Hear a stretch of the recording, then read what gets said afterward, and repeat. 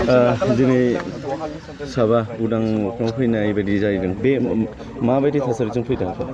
एक्सुअलि बियो जोंनि बिटिआरनि गोजोन थासारिखौ लोब्बा लानानै आरो एकर्डखौ लोब्बा लानानै बे गासैबो मोनफा मोनफायै सोलिबोनाय आरो बेवहाय जोङो एक्स एनडिपि हिसाबै अरायसम मैखोमै बाहागो लाबोदों आरो जों खावलायबोदों जोंहा बिटिआरनि सरकारखौ आरो जोङो आसामनि गिबि मन्थ्रिखौ जोङो खावलायबोदों।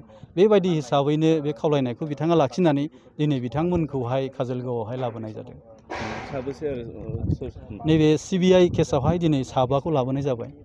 फारियै रिपिकां गयारि, ओमफ्राय जस बर', खरगेस्वर बसुमतारी, आवगाय बसुमतारी आरो राजु सरकार बिथां साबामोनखौहाय बेहाय लाबोनाय जाबाय आरो जोङो बेखौ खावलायदोंमोन थांनाय फार्स्ट मेआवहाय जों जेब्ला गोदान दिल्लीयाव थाङो अब्ला जोङो त्रिमुर्तिनि जोंहा CM सारनि जे रेसिडेन्ट बे रेसिडेन्टआव जोङो रायलायदोंमोन।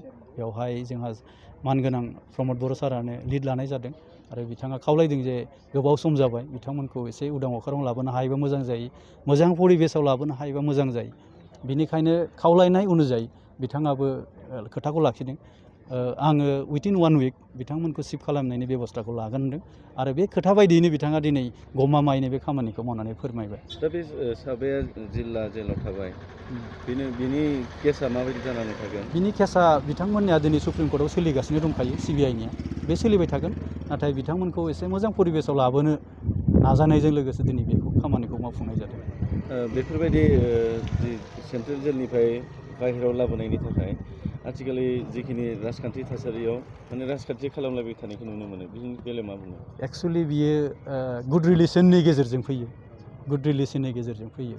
बेवहाय मोनसे बेरेखा बा मोनसे गाज्रि साननायजों नङा, बे गुड रिलेसन डेभेलप जानायनि गेजेरजों बेफोर खामानिया सोलियो।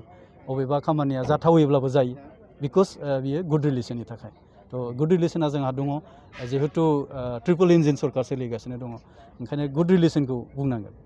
दा नैबे समाव आरो बारग' एनडिपिफोरा आसामनि अनगायै गुबुन हादोराव बा गुबुन जायगायावबो जेलाव दंबो होननाय खोनायो। एक्सुअलि जोंहा एक्स एनडिपि गुबुन जेलाव गैया, जोंहा सासे दङ नेपालाव, पियुष गयाल, बिथाङा नेपाल जेलाव दङ। बिथांखौबो जोङो बोसोरनै जाबाय नाजानाया, दा बिनि केसा बारा गोबाव गैखाला गतिके थाबैनो बिथाङाबो उदां जासिगोन आरो जोंहा बिटिआरनि माखासे प्रतिनिधिफोरा थांबाय अलरेडि नेपाल सरकारजों रायलायहैबाय, बिथांखौ गनायनि प्रसेसखौ खालामगासिनो दङ। नाथाय केस हिसाबै नोंगौ गुबुन गुबुन स्टेटआव दङ, सोलिगासिनो दङ, ओमफ्राय बेखौबो थाबैनो फोजोबजोबनो थाखाय आखायाव लाबाय। जों दाखालिबो मोजाङै रायलायदों बेखौ गोदान दिल्लीयाव थांबा। मथा मथि गुड साइन आरो जोंनि नाजानायजों गासै रायजो राजानि बोरजों बे खामानिया सोलिगासिनो दङ। दा टटेलि बेसेबांसो दंबायो बे जेलफोराव? जेलाव दायो जोंहा सिबिआइआव सा 6 दङ, ओमफ्राय एनआइ हिसाबै गुवाहाटि सेन्ट्रेल जेलाव सा 50 दङ एनआइए केसा स्पेसियेलि, ओमफ्राय गुवाहाटिनिफ्राय नगाव जेलाव सासे दङ बरदलै, ओमफ्राय सासे क'क्राझाराव दङ एनआइएनि। बारा गोबां गैला, बिथांमोनाबो नैबे स्टेटआव फैनाय लोगो लोगो डिस्ट्रिक्ट वाइज हरजोब्बाय केसखौहाय। दा बे केस वाइजखौहाय जिल्ला जिल्ला बिजिरनायनि गेजेरजों बिथांमोननि खामानियाबो पजिटिभलि खारगासिनो दङ। रन्जन दैमानि केसा मा जानानै दं दा आथिखालाव? दा बेनो सुप्रिम कर्टआव सोलिगासिनो दङ, नाजादों जोंनि बिटिआरनि सरकार आरो फरायसा आफादनि आफादगिरि आरो जों गासै एक्स एनडिपि हिसाबैनो जों नाजादों। बिथांमोननि केसाबो हयथ' थाबैनो बे पजिटिभ लाइनाव फैजोबसिगोन। सेन्ट्रेल सरकारजों सावरायगासिनो? सेन्ट्रेल सरकारजों सावरायगासिनो। माबायदि खोथा बाथ्रा? जोङो हम मिनिस्टारजोंबो रायलायदों। जों जेब्ला छत्तीसगढ़आव थांदोंमोन 13 to 15 डिसेम्बर, बेवहायबो जोङो जोबोद मोजाङै सावरायदों बिथां रन्जन दैमारि सारनि बिखयै जोंनि गासै एक्स एनडिपिनि जेलाव थानायनि सोमोन्दै। थ' बै समावनो बिथाङा पजिटिभलि खोथा होदों, जेसेबां हायो आङो नोंथांमोननि जानानै खामानि मावगोन होननानै खोथा होदों आरो बेबायदियैनो दिनै सोलिबोगासिनो दङ आरो जोंनि खस्थ' खालामनायनि फिथाइया दिनै थायगासिनो दं। बे समाव नोंथांमोना रायजो राजाफोरनि सायाव मा खावलायगोन?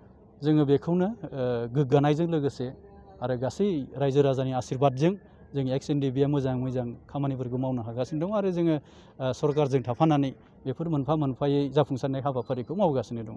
बेनिखायनो रायजो राजाफोरखौ गासैबो खावलायो अराय सम जोंनि थाखाय बा जेलाव थानाय बिथांमोननि थाखाय जे आशीर्बाद।